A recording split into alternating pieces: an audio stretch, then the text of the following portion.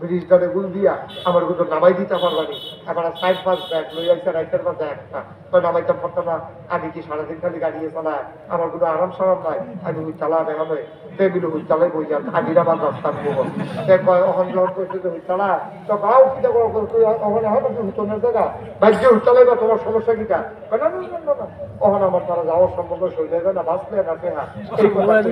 বইয়া দিচ্ছে বইয়া দিদি চারটে আছে হ্যাঁ বলা সাইড ফার্স্ট ব্যাগ লইয়া গিয়েছে তাহলে খাওয়া ওদের বাইরে আছে হে টানটা দিয়ে ঘুরিয়ে নামাই দিবি যদি ঘুমাতো এখন যে ঘুমে 6 মিনিট লাগ বলতে ঘুরিয়েছে আমার একটা তোদের বাইক টানটা দিয়ে দিয়ে গেল আও ইয়া ওখানে শরীরে দেখা পারতাম না আরে বাড়াই দেন কই বাড়াই দিলে কত দিবে 500 দিবে তারে দিলে আমিরাবাদের থেকে ঘুরিয়ে গিয়ে বলে 500 টাকা ভাড়া দিত না আরে এটা কি বলি 500 টাকা এত ভাড়া 500 টাকা পয়সা লাগে সিনিয়র কর আপনার মায়া লাগছে দেখি আমরা কইতে আছি মায়া লাগাই আপনি 500 টাকা ভাড়া মুসলমানকে আমরা মুসলমান বেশি আপনার আপনি কি সারা জীবন খারাপ দুনিয়া কি করবেন আপনি টাকা দিয়ে আপনি সারা দিনের কামাইলে আপনি হারাম বানাইলেন একটা বানাবাই গেলেন